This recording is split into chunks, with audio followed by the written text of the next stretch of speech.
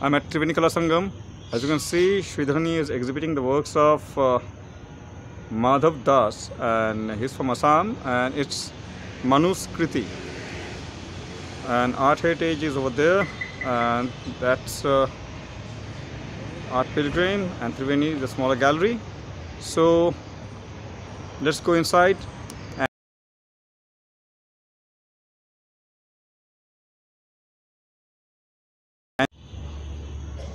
So let's go inside and check out the works.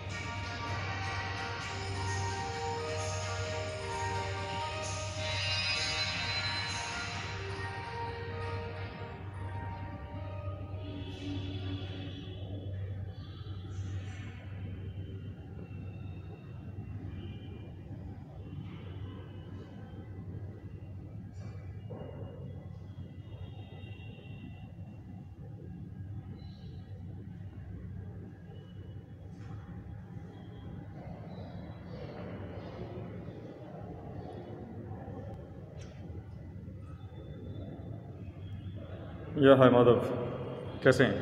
Hi, just tell me about your exhibition.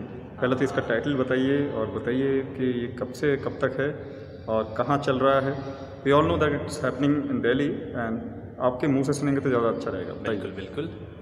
The title इसके लिए जो है ये मनुस्कृति। Okay. मनुस्कृति इसीलिए human and nature. Okay. इंसान के साथ एक नेचर का अनुभव है और ये मेरा पहला सोलो शो है। ओके। जो श्रीधन्य आर्ट गैलरी में हो रही है। ओके। और त्रिवेणी कला संगम। हाँ।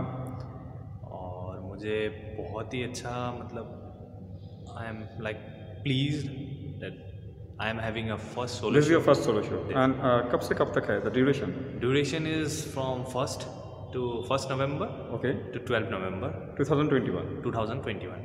ग्रेट। मतलब आपकी जर्नी कहाँ से शुरू होती है, मतलब आप बिलोंग करते हैं कहाँ से? मेरा जर्नी जो है, मैं बोलना चाहूँगा, मैं असम से हूँ। ओके। और नेचर लविंग नॉर्थ ईस्ट बोला जाए तो। हाँ हाँ। ओके। और वहाँ पे नॉर्थ ईस्ट सबको ही पता है कि सबसे नेचर में काफ़ी मज़ेदार जगह है। राइट। और मेरा काम भी उसी से इंस्पायर्ड है सब कुछ। हाँ हाँ। जितना भी आर्ट वर्क से है। ओके। थोड़ा डिफॉरेस्टेशन और उनको लेके भी मैं करता हूँ। ओके। और जैसे आप ये हिरन का भी देख सकते हैं। हाँ हाँ। This I would say it is a memory of my childhood. This particular work? या this particular work and even some of my, क्योंकि उस टाइम पीरियड में मान लीजिए 1st and 2nd स्टैंडर्ड में मैं जब था। हाँ हाँ। तो वहाँ पे मैं पहाड़ के, वहाँ पे हम लोग का एक घर था। ओके। अभी भी है वैसे। जिसे कहते हैं टीले में था। हाँ, टीले में था। तो my mother is from Assam basically. Oh wow, nice. She is from Silchar, from Assam, so I understand टीले में था। तो ये है कि हम, मतलब दूसरे पहाड़ का साइड हमें दिखता था। राइट। और हिरन का मतलब एक साउंड होता है। हाँ हाँ। वो पानी पीने के लिए झरने में आते थे। राइट। तो वो साउंड सुन के ना हम अपने तीनों भाई भागते थे कहाँ है देखने के लिए। ओके। तो वो मेरे लिए काफ़ी मायने रखता है। और इसी के रिलेटेड एक और आर्ट वर्क है मेरा। हाँ हाँ। जिस पे मुझे नेशनल अवार्ड भी मिला था। Okay. The inconvenient truth. Inconvenient truth. वो हिरन का था, लेकिन बीच में से मैंने कंस्ट्रक्शन का पिलर्स बनाया था। ये कौन से साल मिला था आपको नेशनल? 2016 में मुझे नेशनल मिला था। ओके।